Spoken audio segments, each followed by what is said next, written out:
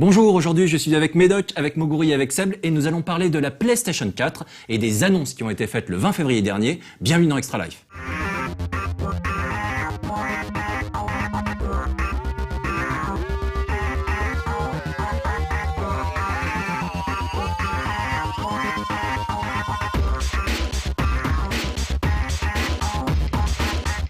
Alors j'ai mes petites notes avec moi. Alors déjà un point, genre le hasard du calendrier a voulu qu'on a fait sur la dernière Extra Life, c'était un spécial PS2. On était revenu un petit peu sur les meilleurs jeux de la console, etc. pour nous. Et tout simplement parce que la console a vu sa fabrication arrêter là en début d'année et en fin d'année dernière pour le Japon. Et donc du coup c'est marrant quoi. En plus on teasait un petit peu en disant voilà on va sans doute avoir des news sur la PS4. C'est le cas, on a eu des news sur la PS4 le 20 février dernier. Et donc on va faire un mini point. La PS1, elle est sortie en 94-95. La grosse nouveauté, c'était le lecteur CD. La PS2, elle est sortie en 2000. La grosse nouveauté, un petit peu, je résume, c'était le lecteur DVD. La PS3 est sortie en 2006. La grosse nouveauté, c'était le lecteur Blu-ray et, bien sûr, les jeux en haute définition. Et là, la PS4 a été confirmée pour une sortie fin 2013, y compris chez nous. Donc en France, ça a été confirmé par le patron de Sony France. Et donc ça, c'est quand même une bonne nouvelle, comme je le disais un petit peu dans la news qui est passée dans 100%. Parce que jusqu'à maintenant, la rumeur, c'était plutôt... La PS4 sera dispo au Japon, aux US en fin d'année, ensuite en début d'année suivante pour l'Europe. Donc là, c'est cool. C'est bien, les choses progressent dans Exactement. la sortie mondiale. Donc c'est marrant, à chaque génération de console, il y a plus un an qui se rajoute. Donc là, on a attendu 7 ans pour avoir la PS4. Et donc on espère ne pas attendre 8 ans pour la PS5, si un jour il y a une PS5. Après, on peut espérer aussi que s'ils arrivent à tenir 8 ans et à nous tenir 8 ans avec des bons jeux, tout ça, moi, je demande pas forcément une nouvelle génération derrière. Les éditeurs, ils sont pas pour ça. Il y a déjà Ubisoft qui est intervenu en disant genre s'il vous plaît, la prochaine génération de consoles, on veut pas attendre aussi longtemps parce que ça complique grandement les choses pour les éditeurs. On va revenir un petit peu sur l'importance de cette annonce. Donc c'était quand même une conférence en forme de gros teasing, mais c'était un teasing qui était nécessaire puisque clairement Sony joue son avenir. Sony, la boîte mondiale, quoi. Sony tout confondu, pas juste Sony PlayStation. Et c'est également un petit peu genre un regard sur l'avenir des consoles de salon, qui ont quand même, il y a pas mal d'interrogations qui ont été posées avec le cloud gaming, avec la possibilité peut-être d'avoir directement ces jeux sur une télé, etc. Peut-être que la console physique, comme les jeux physiques, plus tard, sera amenée à disparaître. Donc on est déjà content d'avoir une PS4 qui arrive. Et sinon, sur les grosses annonces, donc pas de prix ni date de sortie précise, simplement Noël 2013. Et toute la conférence a été tournée autour d'une idée. En gros, la PS4, elle a été pensée et prévue pour les développeurs, pour faciliter la vie des développeurs. Et pour prouver ça, donc c'est Marc Cerny qui est intervenu, qui est durant la conférence. Marc Cerny, c'est tout simplement lui qui a designé donc l'architecture de la PlayStation 4. Qui est Marc Cerny ? C'est le créateur de Marble Madness. Il l'a créé quand il avait 18 ans. Donc c'est un développeur, un game designer qui est ultra reconnu, qui est vraiment, vraiment respecté par tout le milieu. On lui doit par exemple quand même des séries comme Crash Bandicoot, Ratchet & Clank, Jak and Daxter, Spyro. Il est consultant pour Naughty Dog, donc il a aidé au développement de Uncharted et compagnie. Donc c'est vraiment pas un petit monsieur, quoi. C'est quelqu'un de très important. Et sa présence lors de la conférence, c'était quand même un signal fort pour les développeurs. Avant de poursuivre et de rentrer un petit peu dans l'aspect technique, Seb est là aussi pour nous expliquer un petit peu, genre en gros, bon, c'est quoi la PS4 ? Vous avez pensé quoi de la conférence ? Moguri et Médoc. Alors, la conférence déjà, je trouve que c'était une bonne idée de la part de Sony de faire ça de cette manière, c'est-à-dire de dégainer en premier sans dégainer. C'est-à-dire que finalement, comme tu dis, on n'a pas de prix, on n'a pas, ne serait-ce que vu la console, oui. On n'a pas de date précise de sortie. Mais on a une annonce officielle, on voit un peu la manette quand même, ils ont donné les grandes lignes, on en reparlera après, directrice de la console, ouais. Mais ça laisse quand même, c'est quand même l'air de dire, vas-y Microsoft, fais ton coup, à toi de jouer maintenant. Ouais. Après, ce qui est possible, c'est que Microsoft fasse la même chose et que les deux finalement s'affrontent à l'E3. Ça reste possible, mais disons qu'on a entendu des gens dire « Ah, mais on n'a même pas vu la console, tout ça ». Au final, je pense qu'on s'en fout pour l'instant. Et que c'était très bien joué de juste annoncer comme ça et de dire voilà, on est là mais vous savez pas tout, parce qu'on sait que c'est pas forcément rentable ou pas forcément très intelligent de la part de quelqu'un de dégainer en premier dans ce genre de situation. Okay. Donc ouais, bonne idée. Maintenant, la conférence elle-même, il y a eu des moments de solitude et j'ai trouvé que même c'était un peu particulier. Ça donnait l'impression de se contredire à plusieurs moments. Sony qui au début, on te présente plein de fonctionnalités un peu intrusives. On en reparlera après, ouais. Mais voilà, bon, des fonctionnalités intrusives Et après, pour présenter Infamous, on va dire, imaginez un monde avec plein de trucs intrusifs comme ça. Après, il y a David Cage qui vient de te parler de la possibilité, avec plein de polygones, de créer de l'émotion, et Jonathan Blow qui va parler de la tyrannie du polygone.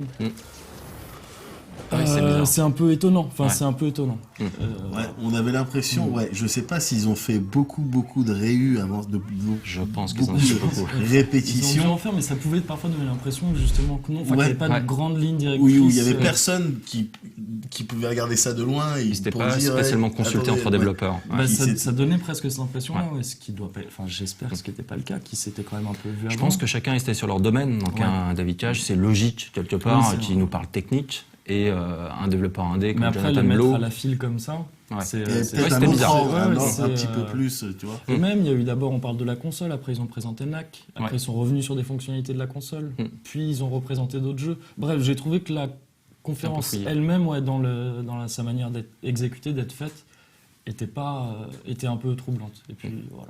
Alors moi, il y a un truc qui m'a marqué sur la conférence, c'est quand même un truc très con et très perso. C'est la PS4, on commence à parler de cloud gaming, on fait un peu l'apologie de ce système qui permettra d'avoir accès immédiatement à ces jeux. Et moi, la conférence, j'ai essayé de la regarder chez moi, à minuit, et ça marchait pas. J'ai chopé que la dernière heure, et clairement, on n'est pas encore prêt.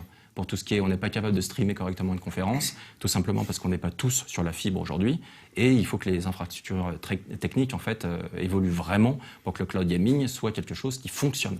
Ouais, mais sans ça, ça n'aura pas de sens pour pour plusieurs genres de jeux. Le cloud gaming, il aura pas de sens si la Si les tuyaux connexion, sont pas là. Ouais. si la connexion, elle n'est pas complètement à 100% en place. Ça n'aura pas de sens. Toi, Seb, tu voulais dire quelque chose? Bah, en fait, vous parlez pas vraiment des jeux qui ont été présentés à la conférence, mais est-ce que vous attendiez des blockbusters, des nouvelles licences, des super annonces? Je m'attendais à quelques titres qui n'ont pas été présentés. Voilà, c'est quelques annonces, à la présence de gens qui n'étaient pas là au final. Ensuite, on a eu quand même pas mal de jeux. Au final, je m'attendais peut-être à moins de jeux, mais à des choses plus fortes en termes de licence et peut-être un peu plus de nouvelles IP. Et je pense qu'ils gardent vraiment beaucoup leurs cartouches pour l'E3. Donc là, ça va être tout le monde va dégainer à l'E3. Parce que là, c'est vrai qu'en vraie nouveauté, il n'y avait pas grand-chose en fait. Il y a quasiment eu autant de jeux présentés qu'on connaissait déjà que de jeux vraiment nouveaux. Ouais. Oui, mais et puis avec Ce des qui est- invités qui se pointaient, qui te montraient des vidéos que tu avais déjà vues il y a 6 mois. Ouais, on va en parler. Ouais, Ensuite, ouais, il y a eu quelques fails là, pendant la conférence. Il y a certains Ouais, éditeurs qui ont un peu loupé le coche. C'était un petit peu spécial, ça. On va parler un petit peu technique. Ouais. Donc, en gros, qu'est-ce qu'on peut dire? Donc, la PS4 donc, a été pensée pour les développeurs. L'un des gros soucis pour les développeurs, c'était l'architecture de la PS3, qui était centrée autour de la technologie Cell. Et donc ça c'était une vraie galère pour les développeurs, pour l'apprivoiser, pour apprendre à programmer. Il a fallu beaucoup de temps, en fait, pour qu'ils commencent à maîtriser un petit peu la machine. Et là, donc la PS4, c'est un gros PC. Donc ils sont revenus un petit peu en arrière, ils ont laissé tomber l'architecture Cell. Et donc, est-ce que déjà on peut dire que c'est un gros PC? Est-ce que c'est justifié de dire ça? Ah oui, tout à fait. Mais et c'est pas une mauvaise chose en fait. Hein. Vraiment, effectivement. Non, c'est pas. On peut vivre sa console PC très agréablement. En fait, effectivement, l'histoire de la console, ça a toujours été du matos propriétaire avec des spécificités même, un peu fait exprès pour dire bon, tu développes sur ma machine. Ça va pas être forcément facile de faire exactement la même chose ailleurs parce que voilà, t'es dépendant maintenant de l'architecture de la nôtre. Et ce qui se passe là, c'est que avec la PS3, alors la PS2 déjà commençait à être un petit peu galère pour les développeurs. Elle avait donc son Emotion Engine, son processeur dédié qui pouvait permettre de faire des choses en 3D, en calcul. Elle avait un gros manque de mémoire vidéo. 4 mégas, c'était vraiment pas beaucoup. C'était une grosse galère pour les développeurs, mais voilà, on composait avec. C'était une machine qui était assez curieuse. Et la PS3, avec le Cell, a continué un peu sur cette lignée. Donc le Cell, un processeur unique avec 8, dont 7 utilisables petits processeurs autour. Et c'était un petit peu bizarre. Et il y avait un autre problème dans la PS3, du point de vue technique, c'était le manque de mémoire. La PS3 comme la Xbox 360 ont chacun 72 mégaoctets de RAM, sauf que dans la PS3, c'est pas 512 qu'on peut répartir comme on veut, comme sur la Xbox, c'est 256 pour le graphisme et 256 pour le processeur. Et il se trouve que sur Xbox, par contre, tu peux choisir exactement comment tu répartis, et cette souplesse, elle est assez agréable, et elle permet de faire pas mal de choses. Et c'est une limitation, c'est une vraie limitation sur PS3. Et là, justement, bonne nouvelle sur PS4, on est sur un modèle unifié où on a cette souplesse. Donc, Juste ça, ouais. pardon, concrètement, parce que moi ça m'évoque pas. Concrètement, ça m'évoque pas grand-chose et je pense que d'autres sont dans ce cas-là. Est-ce que ça peut concerner le fait de ne pas avoir cette mémoire disponible uniquement sur PS3 hein, ce que je veux dire, de ne pas avoir autant de mémoire disponible que sur 360 finalement, parce que la moitié est allouée au processeur. C'est ça, ouais. Est-ce que ça peut donner ce genre de différence comme on avait vu en comparatif sur Ninja Gaiden 2 les modèles étaient plus détaillés sur PS3. Par contre, quand on comparait avec la version 360, il y avait beaucoup moins de monstres à l'écran. Sur certains... Est-ce que c'est le genre d'application concrète de la mémoire? Je ne peux pas te le dire en n'ayant pas participé à la programmation du jeu, mais ça peut avoir un effet. Ce genre, En fait, ce qu'il y a, donc là, pour parler de l'architecture de la PS4, en gros, donc on a un microprocesseur de marque AMD qui est sur leur nouvelle ligne qu'ils appellent les APU. C'est pas des CPU, c'est pas des GPU, c'est des APU. Ça combine en fait le microprocesseur et la carte graphique. D'accord. Et c'est un processeur qui est de base pour quelqu'un qui a un PC de bureautique ou même de gamer, ça paraît vraiment basse puissance puisque c'est un processeur de tablette. C'est la lignée des processeurs de tablette d'AMD. Tablette, basse consommation, netbook. Sauf qu'ils ont mis quand même... donc dans les microprocesseurs aujourd'hui, il y a ce qu'on appelle les cœurs, ce sont les unités d'exécution. Et par exemple, les joueurs PC avaient des corps de duo, donc avec 2 cœurs. Maintenant, on est plutôt vers les 4. Et là, ils ont choisi de mettre des cœurs qui sont relativement peu performants, mais tout est relatif, mais d'en mettre 8. C'est un choix. Et donc avec ce processeur qui est très très moyen au vu de performance aujourd'hui, ils ont mis par contre une partie graphique qui elle est pas mal. Pour une console. Alors, il ne faut pas comparer avec les cartes graphiques à 400 € qu'on achète sur PC actuellement, mais on est quand même sur du milieu de gamme de 2012, ce qui est une assez agréable surprise en fait. Alors justement, j'avais lu sur Internet, parce que pour l'instant je comprends rien, mais ils ont dû le voir.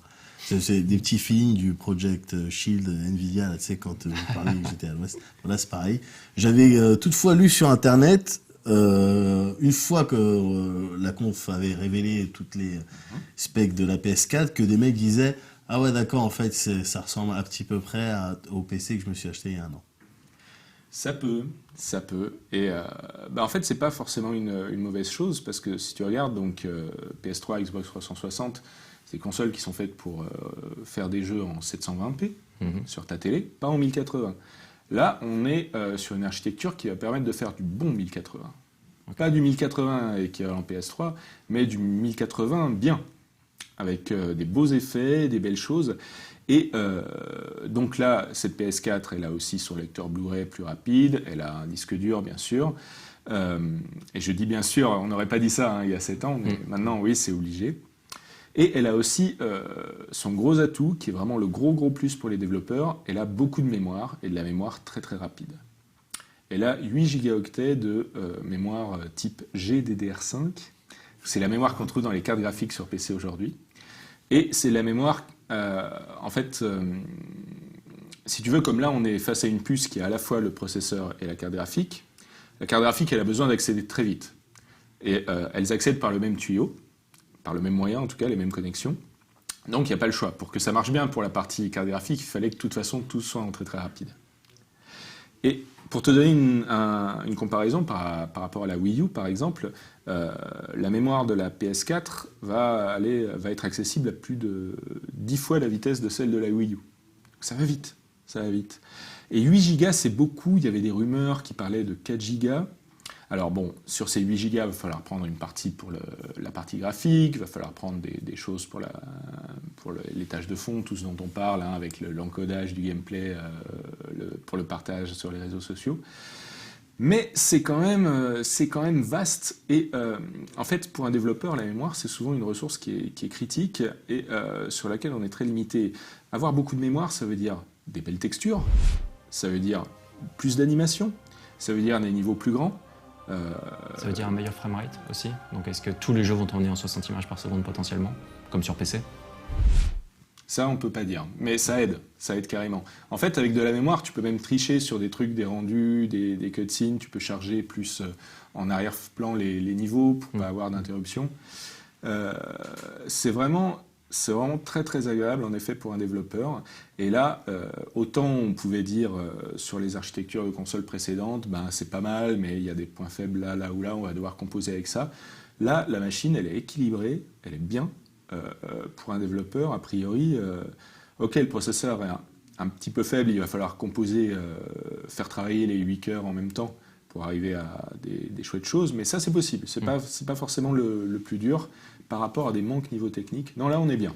Je crois qu'on a aussi un truc important, c'est si la PS4 a l'architecture d'un PC, le système n'est pas exactement le même. C'est-à-dire que les possibilités offertes par tous ces petits processeurs dédiés, etc., permettent de faire davantage de choses, par exemple, que sur PC, tout simplement parce qu'ils sont dédiés. Est-ce que c'est vrai, ça? Alors, oui et non. Disons que quand tu sors un jeu sur PC, t'es jamais sûr du PC que les gens vont avoir en face. Est-ce qu'ils l'ont fait avec des pièces des fois, il y a des gens qui ont tout leur PC il est bien, sauf une pièce qui est bizarre, qui est beaucoup plus lente, et du coup, c'est moyen. Okay. C'est pour ça que sur PC, quand tu achètes un jeu, on te donne une configuration minimale et une recommandée. Ouais. Et même là, tu peux avoir des problèmes. Okay. Sur console, tu es dans un univers fermé, où, a priori, tu vas avoir que le jeu qui va tourner, même si là, on parle de choses qui vont tourner de plus en plus en tâche de fond. Et là, tu sais que toutes les ressources, elles sont à ta dispo, au moins dans un seuil donné, et du coup, c'est beaucoup plus facile de les travailler à fond. D'accord. Okay. Alors, il y a un truc aussi, peut-être que vous n'avez pas vu sur l'architecture de la PS4, c'est sur les consoles actuelles 360 PS3, quand tu appuies par exemple sur le bouton Xbox sur ta Xbox ou PS sur PS3, tu rajoutes le menu sur le jeu. Et souvent, le menu, tu le vois arriver un peu lentement, parce que déjà, le jeu, il fait tout cracher. Alors, le menu, en même temps, même si on t'avait dit de réserver un peu de ressources, monsieur le développeur, le menu, c'est dur. Alors, la PS4, elle a une puce, en fait, un autre processeur, qui va être dédié au menu, à l'interface, à toute la gestion derrière, à l'encodage aussi des vidéos pour les réseaux sociaux. On ne sait pas encore grand-chose de cette puce. On pense à un processeur ARM, comme on a dans les smartphones, par exemple. Mais c'est sûr que ça va permettre de libérer vraiment la console pour faire le jeu. Okay. Et une des autres conséquences assez agréables de cette puce, c'est qu'elle va pouvoir bosser pour faire les mises à jour des consoles de manière transparente. Un des gros problèmes qu'on a aujourd'hui sur console, c'est qu'on veut jouer une demi-heure, on a une demi-heure, on allume. Ah bon, j'ai une mise à jour, il va falloir attendre un petit peu. Ah bah il y en avait une après encore. Ah bon, finalement je vais pas jouer, et puis je suis triste.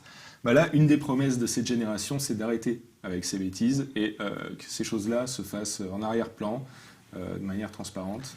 Ça va pas être un mal. C'était justement le deuxième gros point de la conférence. Donc, c'était l'accessibilité et le côté immédiat, en fait, de l'accès aux jeux ou des applications proposées. Donc, très rapidement, pour conclure sur l'ouverture aux développeurs de la PS4. Donc, l'ouverture n'est pas seulement technique. Il y a également des pistes qui ont été lancées sur la possibilité pour les développeurs d'avoir des facilités, tout simplement pour créer leur jeu sur PS4 et pour l'éditer. Donc avec la possibilité peut-être d'auto-publier leur jeu, sachant que là l'idée c'est quoi? C'est de pouvoir récupérer sur PS4 des phénomènes qui ont échappé clairement à l'affaire des consoles. On a vu par exemple Minecraft qui arrivait sur par exemple, donc, avec beaucoup de retard. Il y avait Minecraft, ou il y a encore Angry Birds, donc ça c'est vraiment des phénomènes qu'ils veulent voir apparaître sur PS4. Donc ça, c'est pour ça en fait qu'ils ouvrent complètement le système de publication. Pour l'accessibilité et l'immédiateté, donc tu en as parlé un petit peu, c'est clair, lorsque tu lances ta PS3, t'en peux plus parce que ton jeu il doit s'installer, ensuite la mise à jour doit s'installer, ensuite la mise à jour de je sais pas quoi doit s'installer, bref, t'en finis pas. Les mises à jour maintenant, ça devrait être géré genre en tâche de fond, donc tu ne devrais rien voir. On aurait même la possibilité donc d'éteindre, de jouer et ensuite d'éteindre sa console pour reprendre sa partie immédiatement en rallumant, en appuyant sur le bouton power de sa manette. Donc ça, c'est très bien et ça correspond un petit peu à ce qu'on a sur les consoles portables avec le mode veille. Donc ça, c'est excellent. On peut aussi jouer à des jeux des maths alors qu'ils sont encore en cours de téléchargement. Donc ça tu l'as sur PC, notamment avec les gros jeux Blizzard, les Diablo 3, puisque, par exemple. En effet, il télécharge la partie principale du jeu, et on va dire le premier niveau. Tu peux commencer à jouer pendant que le reste se télécharge, et ça, c'est très agréable quand les jeux commencent à prendre de plus en plus de place. C'est pas forcément un temps trivial de téléchargement, il faut parfois attendre plusieurs heures. Et il y a un accent qui est mis là sur l'immédiateté de l'accès au jeu, notamment avec ces histoires de cloud. On pense que les démos téléchargeables vont peut-être être quelque chose qui va appartenir au passé. Si tu peux accéder au cloud gaming, au PlayStation Cloud, et pouvoir jouer au jeu complet, mais avec une limitation, par exemple, de durée, ou de nombre d'accès, nombre de fois où on peut y accéder, ça c'est moins populaire, mais et ben à ce moment-là, effectivement, c'est facile. Je me mets sur le cloud, je joue au nouveau jeu, je vois ça me plaît ou pas, et puis tiens, j'ai un petit pop-up qui me dit tu veux peut-être m'acheter, voilà, on en discute. Et c'est sûr que c'est plus rapide que télécharger une démo de X gigas. Surtout après, quand tout le monde veut la télécharger en même temps, c'est pas forcément très pratique. Mais ça, c'est assez étonnant parce que justement, la PlayStation, donc Sony qui rachète Gaikai, tout ça, qui investit beaucoup sur le cloud gaming, là, à cette conférence, nous ont parlé comme solution en termes d'immédiateté, nous ont parlé de pré-télécharger des démos ou des jeux en fonction de nos envies. C'est-à-dire que justement, ils ne passent pas par ce cloud, mais ils pensent à quelque chose quand même de beaucoup plus intrusif et un peu gênant, je trouve. En fonction de nos goûts, comme quand on va surfer sur le net et qu'on finit par avoir des pubs ciblées, à nous dire, qu'il serait en mesure de dire il est susceptible d'aimer ce jeu-là, donc on va lui préloader sur sa console, comme ça quand il voudra y jouer, il sera disponible. Pourquoi pas? Pourquoi pas, mais effectivement, quand on dit que le cloud permet de pallier à ça, et que Sony investit dans le cloud, pourquoi passer par ce genre de mesures que je trouve quand même dans le principe est gênant, je trouve quand même. Okay. Après, c'est que le cloud, t'es pas sûr que ça va bien marcher tout le temps pour tout le monde. Dans ce cas-là, c'est ce qu'on disait. On est à la croisée un peu des chemins là. Mais j'ose espérer que si Sony investit là-dedans, c'est dans l'espoir que ça marche vraiment, parce que comme disait Mehdi, sur du cloud gaming, si ça ne marche pas parfaitement, autant dire que ça ne marche pas du tout. Pour certains types de jeux, c'est impensable d'avoir ne serait-ce qu'une latence voilà. Mais là, je crois que par exemple, on est sur une console où il y a eu une annonce, arrête-moi Thierry si je dis une bêtise, mais comme quoi tous les jeux seraient aussi achetables en dématérialisé, en téléchargeable. Donc ça, c'est bien, mais il va y avoir quand même les galettes. Les Blu-ray, parce que les gens, il y a des gens qui aiment bien acheter, avoir la boîte, le manuel, les cartes en tissu, machin. Et, les vieux. Et puis qui n'ont pas forcément la bande passante, ils sont dans les montagnes, je sais pas, pour avoir les jeux. Et puis il y a aussi tout un écosystème de magasins qui vit sur la vente de jeux et de machines. Mais ça, a priori, c'est pas le problème de Sony, des éditeurs. Ouais, mais ils doivent composer avec. Il faut que la machine, les gens puissent l'acheter aussi. Oui, c'est sûr. Il faut qu'elle soit accessible, il faut qu'elle soit en démo, il faut qu'elle soit placée. Il faut qu'arriver aux vacances de Noël, ils ont de la compétition, il faut qu'ils soient mieux placés que les autres. Donc dans ce sens-là, ils ont intérêt à aussi ménager cet écosystème. Cloud gaming. Donc on a sauté un petit peu une partie. Bon, on va rapidement conclure sur cloud gaming. Donc David Perry est intervenu lors de la conférence pour parler un petit peu de son intégration dans la PS4, ce qui était quand même une surprise. Donc on aurait la possibilité, à terme, donc pas tout de suite au lancement a priori, de prendre le contrôle du jeu d'un pote à distance. C'est-à-dire qu'en gros, tu es en train de jouer chez toi, tu es coincé à un moment donné, tu appelles ton pote, et en fait ton pote va jouer ta partie chez lui.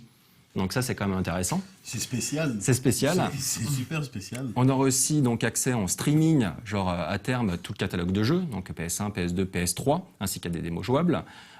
Sachant que ça explique aussi la raison pour laquelle les jeux PS3 ne seront pas compatibles. Donc avec sa PS4, on ne pourra pas mettre un Blu-ray PS3, ça ne marchera pas. On ne pourra pas non plus transférer le contenu, les jeux PSN sur sa PS4.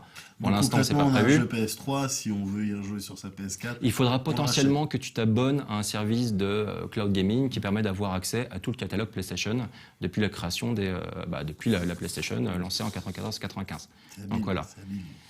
Donc ça, c'est malin. Là, il n'y a pas eu de prix. Par contre, évidemment, je ne pense pas que ce soit un service gratuit. Je pense qu'il y aura un système d'abonnement, oui, que ce sera un super PlayStation Plus. Mais Là, avec la PS4, donc on parle d'architecture à base de PC, même si on parle...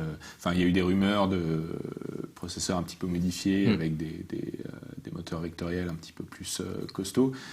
On n'a rien de concret encore là-dessus. En fait, voilà, l'architecture devient un peu commune. Et si on regarde les rumeurs qui entourent la prochaine console de Microsoft, on voit que c'est pas forcément très différent. Et donc là, beaucoup de choses vont se jouer sur les services.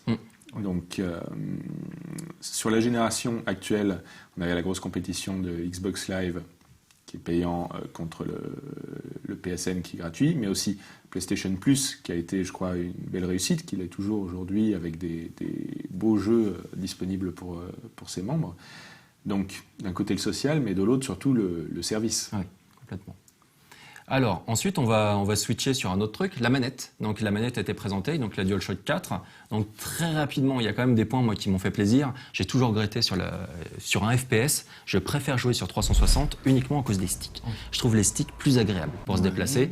Alors là, ils nous ont appris que les sticks analogiques allaient être renforcés. Donc du coup, peut-être avoir la sensation un peu plus proche d'une manette 360 qui est pour moi parfaite pour ce type de jeu. On a aussi une sensibilité accrue au niveau de la détection de mouvement. On a une prise casque, on a un haut-parleur intégré. Les touches L2 et R2 seront un petit peu arrondies. On aura un pavé tactile juste devant.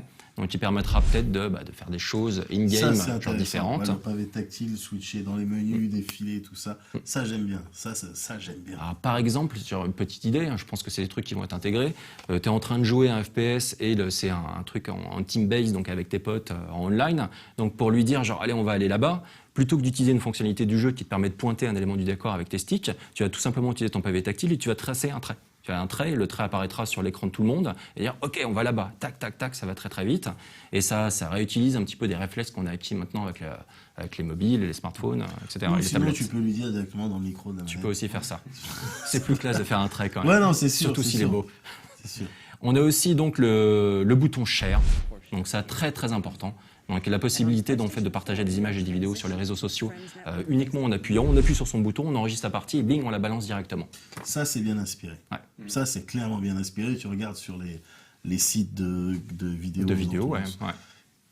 T'en as plein des vidéos de jeunes qui font des trucs Et t'en auras crazy, encore tout ça, plus. tout ça, et Ouais. là, tu vas en avoir. Ça, c'est inspiré. Ouais. Ça veut dire que dans un an, tous nos flux de réseaux sociaux seront spammés par des gens qui C'est vont ça. dire hey, regarde ce que j'ai fait. Donc, il s'agira Watch de... my game on machin. Voilà. Pour nous, on pourrait C'est quasiment faire facile des dans tes critiques en contacts, direct. quoi. C'est-à-dire, genre, on fait sa partie, on la balance sur la phone line. Il y a des possibilités Ouais, qui sont bien juste sûr. énormes. Donc c'est intéressant, il faudra travailler là-dessus. Mais après, il me semble qu'on ne sait pas encore exactement comment ce sera intégré ça aux réseaux Non. sociaux justement. Parce qu'ils ont parlé du PSN, ils ont dit que du futur PSN, on ne sait pas encore si le nom restera le même. Ouais. Qu'il y aurait un équivalent sur le net, Tout vraiment à fait. accessible sur le net directement depuis son Oui. ordinateur. Est-ce que ça ne veut pas dire qu'ils veulent justement se faire... Ils ont même parlé du pense fait qu'il y aura plus une gestion des profils à la Facebook, en insistant sur les vrais noms, prénoms, etc. Ah, ils veulent Est-ce se qu'ils faire sont leur pas un peu en propre... train Ils vont de développer leur vouloir, propre ouais. réseau social. Et de Ouais. quelle manière est-ce que ça se sera intégré? Est-ce que ça le sera déjà? Je pense, ça m'étonnerait qu'ils s'en privent Ouais. de pouvoir intégrer ça facilement au Facebook et tout ça. Je pense qu'ils feront les deux. Et donc là, on est dans la connectivité. Il y a aussi cette application qui sera téléchargeable sur smartphone, une application PlayStation qui permettra justement d'avoir accès à ce contenu streamé par les joueurs, Alors, partagé par les joueurs. Juste pour revenir sur Il y a la net, il plein me semble d'autres que petites choses. tu pourras la recharger alors même que la console est éteinte. Je crois avoir lu ça. Ah, je sais pas ça. Elle est sous tension, mais elle est éteinte. Si, c'est Elle reste, mais elle D'accord. reste tout le temps. Mais ça, c'est une ça, nouvelle c'est- USB. Ça, permet c'est de faire bien, ça. Mais Ça, cela c'est dit, bien. tu pouvais faire ça avec ta manette PS3 en la branchant sur n'importe quoi d'autre qu'un port USB. C'est vrai. Sur un PC, par exemple. On a aussi la Juste barre LED. Vite fait pour la Ouais. manette, en fait, tu parlais des sticks. Pour moi, Ouais. ce qui a l'air le plus intéressant, c'est qu'ils ont enfin l'air d'être creux. Oui. C'est-à-dire pas bombé. Il leur a fallu 3 consoles pour réaliser qu'un pouce, c'est Bah oui. et que c'est voilà, Oui. que c'est comme ça qu'il faut. Non, mais Comme chaque, sur la manette chaque de la jour, 360, des hommes et des femmes travaillent Bah sur oui. l'ergonomie. Et Bah même ouais, sur mais les là, gâchettes, je pense- apparemment, le petit bout des gâchettes est A un l'air petit peu recourbé. Ah, de il manière faut- à ce il que faut ça faut plus ait qu'on ait ces gâchettes qui glissent. Ouais, bah oui. On a aussi sur la manette une barre LED dont la couleur permettra d'identifier facilement, genre la manette, c'est la tienne, etc. donc ça c'est sympa. Ah, ça, c'est du gadget, ça. C'est du gadget, mais il y a un truc qui est rigolo, qui est aussi gadget, c'est que la couleur pourra, par exemple, te donner des infos sur le jeu, donc ton état de temps, vie, ton état de santé, ce genre de choses, donc pourquoi pas. Comme si quand tu étais dans le rouge, tu stresses déjà pas assez. Ouais, voilà, c'est ça. Et on aura aussi ce côté genre un petit peu Kinect avec la gestion grâce aux nouvelles PlayStation Eye de la gestion de la profondeur. Donc du coup, il va détecter un petit peu ton environnement et tu pourras avec ta manette faire des choses un petit peu comme tu peux faire avec Kinect. Donc à voir comment ça T'as fonctionnera. un PlayStation Move intégré à la manette. En fait. Voilà, c'est un peu ça, ouais. Mais Et- au prix d'une nouvelle barre qu'il faudra essayer de faire cohabiter avec le Kinect et avec la sensor bar de la Wii. Et c'est vrai, c'est vrai. Il faudra Donc, beaucoup de donc place le sur cette PlayStation télé. Et qui a Eye, l'air assez grosse là. Pour l'instant, Qui ressemble à un Kinect. c'est ça, ouais, Ouais. c'est ça. Pour l'instant, on n'est pas livré avec la console. Ah, ça, On n'a pour- pas il eu y a- d'infos il n'y a là-dessus, pas de c'est détails. pas- Il n'y a absolument pas de détails. Comme on C'est n'a une pas de logique détails de prix, sur, on n'est pas sur les disques durs. Ouais. Ça. Ensuite, donc, on va parler brièvement de la PS Vita. Donc, la PS Vita, Sony donc, a confirmé que, ouais, ils y croyaient encore. Par contre, à la 3D, plus du tout, puisqu'il n'y a pas eu de mention spécialement de la 3D. Donc, la PS Vita pourra servir, en fait, de deuxième écran. Un petit peu comme le gamepad pour la Wii U. Donc, voilà. Donc, ça, c'est une bonne idée, sachant que, bon, la PS Vita, ça coûte cher. La PS4, elle coûtera relativement cher. Donc, si tu fais le cumul des deux, il vaut mieux acheter une Wii U si tu veux vraiment du gameplay spécifique. À moins que tu aies déjà la Ouais, PS pour Vita. voir les jeux, Parce que ça, ça fait quand vite cher. même. Ouais. Il y a plus de paramètres quand même, Thierry. C'est vrai, mais bon, moi c'est le prix quand même, genre c'est l'entrée quoi, qui se fait à ce C'est niveau-là. vrai que c'était pas très convaincant ce qu'ils ont montré. En tout cas, c'est une bonne idée. Quand ils disaient Si- Vita, tu les entends, on pourrait y jouer sur Vita. C'était un peu vraiment s'ils ont montré ça sur NAC. Mm. Oui, bon. D'accord. Rapidement, les jeux qui ont été présentés, vous en avez pensé quoi? Est-ce qu'il y a un jeu vous a marqué? Quel jeu vous avez retenu, vous donne envie, vous avez impressionné? J'aurais adoré pouvoir te dire le jeu de Jonathan Blow. Ouais. Malheureusement, j'ai l'impression que ça se prête pas à un trailer, quoi. Enfin, genre, tu vois ça, ouais, Witness. C'est vrai, J'ai envie d'y croire parce que Braid, parce que Mm. ce mec-là, j'y crois absolument. Mais oui, le trailer là, en l'occurrence, provoque Non, rien. il était- Je suis désolé de dire les que ça m'a petites fait chier, caméras mais ça sur, m'a- sur oui, voilà, les c'est- décors, etc. T'es genre ok, tu vois des environnements Ouais, c'est comme ça. dans n'importe quel trailer Il de se base. passe absolument rien. Ouais, c'est un peu compliqué. Mais Mm. n'empêche que je l'attends quand même parce Ouais. que je suis sûr qu'en y jouant, enfin, j'ai envie de croire qu'en y jouant ce sera très bien. Mm. Mais là, en Et l'effet, ouais. il y a quand même, enfin, c'est peut-être dans mes mémoires du moins, la première fois qu'un jeu indé est mis au niveau de gros titres comme ça sur une annonce de console. C'est très important et ça valide en fait tout leur discours concernant l'ouverture du système à des développeurs indépendants. Et donc c'est vrai que Jonathan Blow étant une référence, c'est un des personnages, une des personnalités les plus connues de la scène indé, sa présence n'était pas innocente du tout, quoi. Et on avait également Watch Dogs qui a été représenté. Donc, comme je le disais en dernier classé du U+, le jeu est toujours aussi impressionnant, mais il n'y a rien de neuf. Il n'y a rien de neuf, Ouais. tout simplement il redonne envie, il nous rappelle que celui-là on va vouloir Ouais. y jouer. Mais c'était du gameplay, donc ça fait vraiment plaisir. Donc tu vois un petit peu ce que va avoir la PS4 dans le ventre. Et ils n'ont pas teasé sur les nouvelles possibilités, sur l'intégration justement de tout ce qui est connectivité. Et ça, c'est un peu dommage. Et il y a aussi un petit raté au niveau de leur communication. Donc le communiqué qui a été balancé à la presse le lendemain de la conférence, il y avait une mention quand même qui est passée quasiment inaperçue, mais il y avait Wii U parmi les bécanes. Donc ils ont annoncé en même temps que la version PS4 la version Wii U. Et je pense qu'ils auraient dû se concentrer sur la version PS4. Je pense que c'était une connerie. On a Activision donc, qui s'est pointé pour présenter Destiny, qui avait été présenté à une partie de la presse. Et donc là maintenant tout le monde a pu voir un petit peu à quoi ressemble le prochain FPS des créateurs d'Halo. Bon là une nouvelle fois, le jeu sort aussi sur 360 et PS3. Donc c'est pas vraiment une annonce J'ai qui est... rien vu de sexy, il y a de la bagarre. Et puis...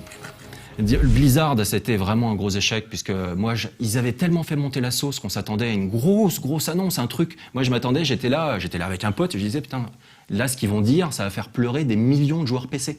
Ça va être une exclu PS4, un truc de ouf, etc. Mais Tu pas pourras pas jouer forcément sur dans PC. l'opposition comme ça, Thierry. Bing, genre, ils annoncent juste Diablo 3. Donc en plus, le jeu sortira sur PS3. Mais encore une fois, mais en fait, on le sait depuis. Le pire, c'est qu'on le sait depuis Oui, très longtemps. aussi, ouais. Avant la sortie sur PC, ils disaient déjà qu'ils travaillaient sur une version console.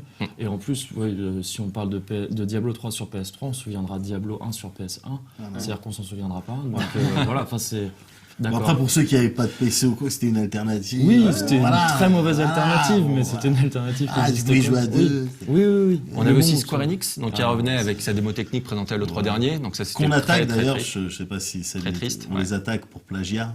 Ah, oui, Ils ont- par rapport ouais, à par XP. rapport au Ils sketch ont dans vraiment XP. fait une Ils ont annonce fait d'annonce vraiment d'annonce. une annonce. Ouais, c'est ça. Avec FF, genre, au fait, on fait aussi Oui. un FF sur On PS4. fait- Mais on C'est ça qui vous est annonce déjà. qu'on va l'annoncer à l'E3. Voilà. On n'a rien vu. Et avec toutes les mécaniques de trucs énormes. Parce que quand tu dis qu'ils font monter la sauce, là, faire venir, c'est Hashimoto, je crois, qui est venu, finalement, Ouais. en disant au fait, on a juste un dernier truc à vous dire. Ouais. C'est vraiment, normalement, c'est le truc que tu mets en place pour annoncer un truc Ouais. énorme. C'est ce qu'ils avaient fait à cette échelle-là, je crois que c'est ce qu'ils avaient fait à une conférence. Qui date de je sais plus quand, pour dire que FF13 sortait sur 360 finalement. Ils avaient fait ça comme ça. Au fait, on veut vous montrer une dernière petite chose, FF13. Là, on te fait tout ça, on fait venir Hashimoto exprès, tout ça. On va vous annoncer quelque chose à l'E3. Ouais, Please be excited. Non. c'est vraiment Non, d'accord. non. Non. Après avoir montré une vidéo qu'on avait déjà. Voilà, C'est complètement. vraiment le. Enfin, j'ai pas compris Non, cette non, intervention. Alors, il y avait donc Activision. Versus 13, tu crois? Non, non. Je- Le pire, Un c'est- nouveau FF. Ouais, Ah, on non, mais verra, ouais. on parle plus, c'est même plus drôle, tu vois. C'est- ouais, voilà. Ouais, c'est même plus Alors du coup, il y avait les grands éditeurs étaient là. Donc on sait que les trois plus gros éditeurs aujourd'hui, c'est Ubisoft, Electronic Arts et Activision. Donc il y avait Ubi, il y avait Activision, mais Electronic Arts pas là. Donc ça, c'est quand même genre une grosse surprise. Donc, et ensuite, on avait aussi Warner Bros Interactive quand même qui n'était pas présent. Moi, j'avoue que j'espérais secrètement qu'ils nous présentent le prochain Batman sur PS4. Bon, ça n'a pas été le cas, c'était une petite déception. On a eu Capcom qui a balancé donc des premières images de Deep Down Si, avec voilà. leur nouveau moteur graphique. Ça, à la limite, ouais. Ça, on Alors peut dire. ça soulève quand même pas mal, c'est fait un peu polémique sur le net. A priori, il y aurait quand même beaucoup de choses qui seraient précalculées. Ça me paraît- Mais oui. vraiment beaucoup de choses. Par exemple, les flammes, tu n'auras pas ces C'est flammes-là vrai dans qu'ils ton jeu. étaient jolis, quoi. Donc ça, c'est un Mais peu même, compliqué. C'est des choses très belles, mais quand tu vois le mec avec son bouclier, tu sais que c'est même pas viable en termes de jeu, ça. Enfin, je veux dire, c'est pas viable en termes ludiques, ça met, De toute ça façon, met beaucoup on se de rappelle gros yeux, mais du ça sert à rien. footage qui avait été présenté lors de la présentation de la 360 et de la PS3. Oui. Avec Killzone sur un... Ouais, avec les jeux Motorstorm, Motorstorm, même de foot c'était américain, de boxe. Ouais, c'est Ouais, bien sûr. C'est des choses qui ne se sont pas vraiment concrétisées dans la réalité. Ouais, c'était des scams. Donc, de toute faut le façon, dire, hein, c'était une arnaque. On a des méga pincettes là avec n'importe quoi qui est montré actuellement. Et pour ce jeu, d'ailleurs, c'était étonnant de faire venir Ono Yoshinori, qui est plutôt pense qu'il- préposé aux jeux de Ouais, combat, c'est mais vrai. là, ça devient. On a l'impression Il est que devenu ils sont- l'ambassadeur Oui, de voilà, Capcom, ouais, c'est ça. ouais. Ils savent qu'on le trouve sympathique, il Ouais. vient, il a fait une blague qui a fait rire personne, parce que je crois que personne l'a compris. Et après, il présente son jeu, mais ça fait un peu le clown de Capcom qu'on envoie présenter des trucs. Je trouve ça un peu dommage. Le bon, représentant. c'est- Le représente, oui, mais c'est vraiment Ono, quoi. Il est un peu déconneur, tout ça. Ça fait, je sais pas, non, mais ça m'a étonné de le voir là pour présenter ce jeu-là qui a rien à voir avec son univers à la base. Il y avait donc également Jonathan Blow qui était présent pour The Witness. Donc il faut rappeler que Jonathan Blow, c'est Braid. Et Braid était sorti en exclu à la base sur 360 et est sorti bien plus tard sur PS3 et sur PC. Et donc ça, c'est quand même un signal fort. On avait aussi David Cage donc, qui s'est pointé avec simplement sa petite démo technique, donc avec l'émotion qui passe à travers les yeux du personnage. Donc c'était assez impressionnant, mais bon, ça ne veut pas dire grand-chose. Voilà. Et Sony qui était présent avec pas mal de jeux. On avait Sony qui était présent avec 2 licences pas parmi les plus sexy, donc avec Killzone Shadowfall et Infamous Second Son. Donc là, la problématique, c'est autant Killzone pour le coup, c'était du gameplay, mais c'était du gameplay très classique. Donc le jeu était plus beau, mais au final, tu avais le même comportement au niveau des personnages gérés par l'IA, etc. Donc ça, c'était un peu, on était clairement en terre inconnue, et toute la partie connectivité n'a pas du tout été mise en avant. Donc il y a pas mal de points abordés sur la première heure de la conférence qui auraient pu être validés par cette deuxième heure avec le défilé un petit peu des développeurs et des jeux présentés. Et là, on reste un petit peu sur notre fin. On avait également Drive Club, donc par Evolution Studio, qui était présenté. Bon, ok. Donc le mec, très troublante. ah oui, il nous a fait un teasing mais super intense, en disant genre la voiture, c'est une déclaration d'amour en fait à l'automobile. Un peu malsain. C'était bizarre. Et ensuite, on avait NAC, donc qui était présenté par Marc Cerny et qui est développé par Sony Japan Studio et qui pour le coup faisait pas du tout l'apologie technique de la machine, c'était simplement une nouvelle IP, donc ça fait plaisir, et un gameplay qui était a priori intéressant. Et là aussi, il est difficile de juger sur les images qui nous ont été présentées. Il y avait le jeu de Media Molecule aussi. Ouais, mais on ne sait pas trop ce que c'est en fait. Oui, Je l'ai même pas noté parce que c'était bizarre. C'était étonnant. Ouais. Ouais. Ça a l'air d'être une sorte de Little Big Planet évolué. D'abord, ils ont présenté ça comme une sorte de Little Big Planet plus, c'est-à-dire avec plus de possibilités de création, Plus de move en 3D avec Ouais. le move. Mm. Et après, ils te montrent une espèce de pseudo Wii Music foireux. Ouais, tu danses avec les personnes, Ouais, voilà, tu donc dis que le truc était fake, tu as du mal à y croire vraiment. C'est bizarre. Alors ensuite, on va conclure quand même cette émission. On va pas aborder certains points, donc les questions soulevées, les petits regrets. Donc moi, j'ai regretté qu'il n'y ait pas Naughty Dog. Donc j'ai regretté également qu'il n'y ait pas The Last Guardian. Donc, The Last Guardian, attention. Guardian. Tout le temps là. J'étais parmi les gens qui y croyaient encore. Non, tu fais partie de ceux-là, c'est ton droit. Il n'y a pas de Santa Monica Studio non plus, donc ça c'est dommage. On aurait aimé un God of War sur PS4, un truc qui tue, mais bon, vu qu'ils font la promo en ce moment du prochain qui va arriver sur PS3, ça aurait pu être bizarre. On regrette aussi que la console n'ait pas été montrée, même si clairement c'était pas le point le plus important. Donc du coup sur les jeux présentés là, il y a des petites craintes sur le line-up. Donc ils ont pas donné de date de sortie ferme. La seule date de sortie ferme qu'on a, c'est celle de Watch Dogs. Watch Dogs sera disponible au lancement de la PS4. Boum, c'est dit. Ensuite Ubisoft a déjà menti sur le lancement par exemple de Rayman Legends, mais a priori celui-là ils vont s'y tenir. Et donc c'est du coup on se demande genre ok la PS4 elle sort en fin d'année, mais avec quel jeu? Donc j'ai peur un petit peu qu'on ait un line-up à la Wii U, c'est-à-dire genre quelques jeux intéressants, Ouais, mais alors- et au final beaucoup d'adaptations, Ouais, mais de portages rapides. Attention, entre-temps, il va y avoir le 3 quand même. Ouais, Oui. je pense vraiment qu'il y a Attention, beaucoup et de tu peux munitions être sûr qu'il y en a gardées. beaucoup qui gardent des cartouches. J'espère. Il faut, Square il faut, Enix qui va nous annoncer il faut visiblement. un Ridge Racer peut-être. Ridge Racer, pourquoi Ridge ouais, Racer? ça serait Parce bien. que la PS1, enfin. Ah d'accord. Ouais, ouais. Bah, j'aurais bien un Wipeout, Ridge Racer. mais Wipeout, vu qu'ils ont killé le studio, ça va être compliqué. Aussi des petites infos importantes, il n'y aura pas de blocage des jeux d'occasion. Donc a priori, il y a eu des rumeurs comme quoi tu achètes ton jeu sur PS3, tu le mets dans ta console, et en fait il est loqué sur ta console, ensuite tu peux plus le refiler à un pote, Ouais, mais alors, tu peux plus le vendre. c'est pas des rumeurs carrément qui ont été lancées par les mecs de Sony pour affoler tout le monde parce que pour le coup, c'est une pratique que je C'est la trouve théorie du complot. scandaleuse. Non, mais je dis pas que. Je dis juste, et que le fait de la démentir juste après, genre, oh, ouais, bien, ouf. Mais ça a été officiellement démenti, vraiment, genre Ça a été sur officiellement d'accord, démenti. ok. Ouais, Mais ouais, parce que c'est un scandale, cette idée de c'était bloquer vraiment les jeux scandaleux. Et je pense d'occasion. que même juridiquement, ça tient pas. C'est une nouvelle fois, t'achètes ton œuvre. C'est comme si t'achetais un Blu-ray, tu le mets sur ton lecteur Blu-ray et tu peux plus passer à un pote. Tu peux pas prêter ton jeu, tu peux pas prêter ton film. Je crois que juridiquement, je crois qu'ils peuvent s'en sortir. C'est les le mecs. cas avec certains jeux PC, il me semble. Ouais, Juridiquement, si, ils peuvent te dire, non, tu vends pas. licence de droit Voilà. pour jouer.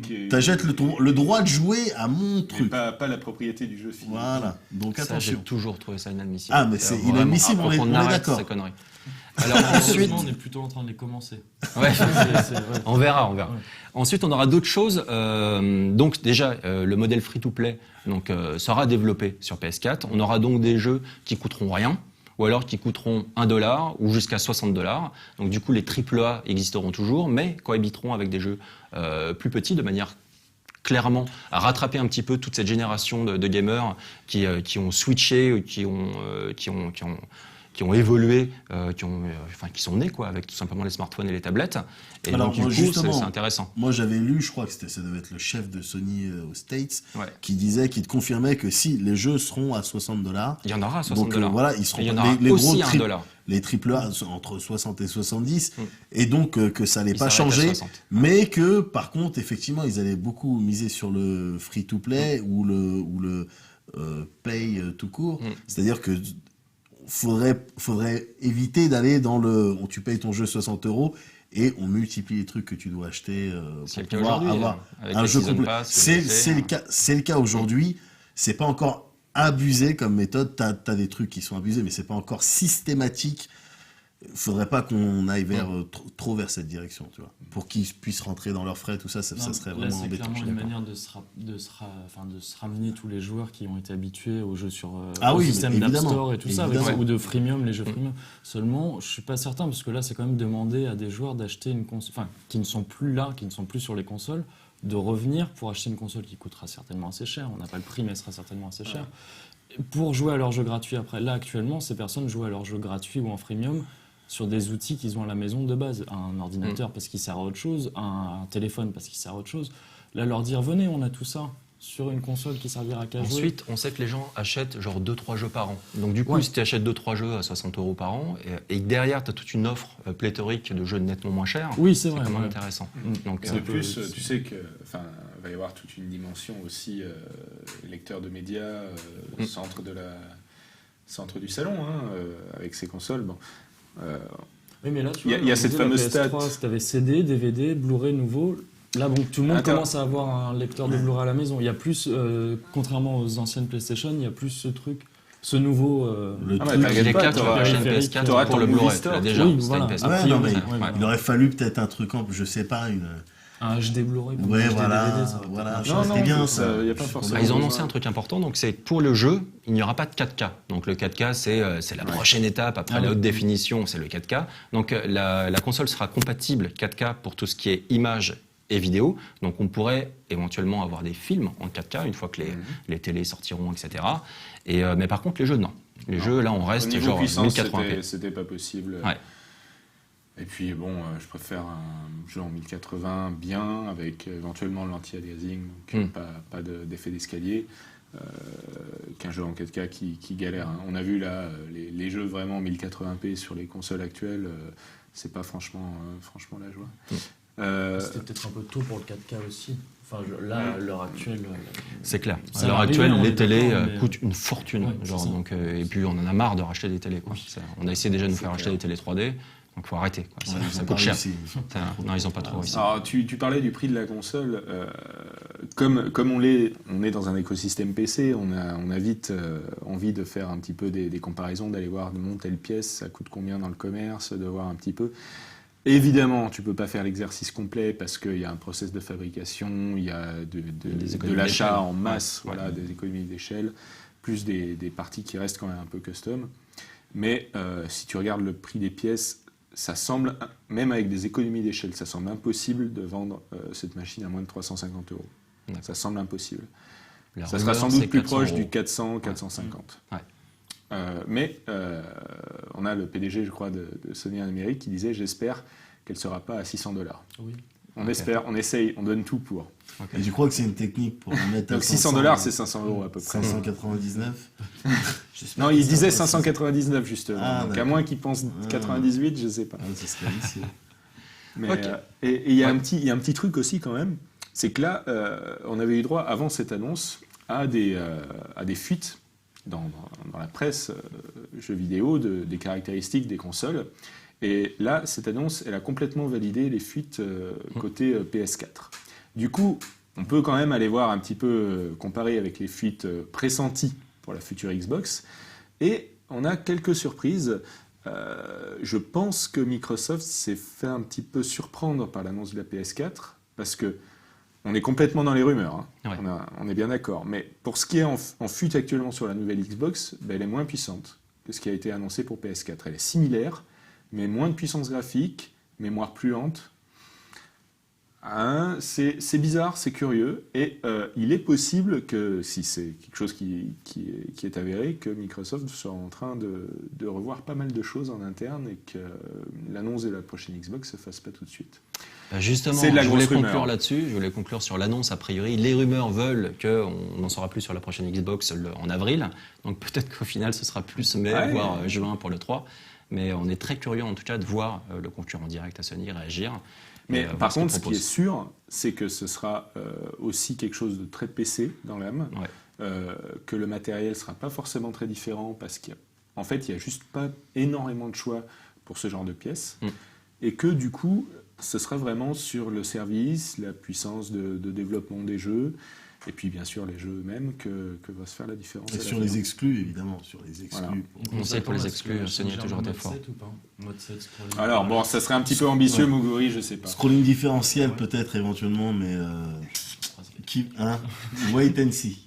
Wait and see, on va dire. On en saura beaucoup plus de toute façon dans la prochaine semaine, donc il n'est pas exclu qu'on refasse des petits points sur la prochaine console. En tout cas, évidemment, dès qu'on en sait plus sur la prochaine Xbox, on fera également un extra live pour en parler avec vous et puis pour faire un petit peu le point sur tout ce qui aura été dit.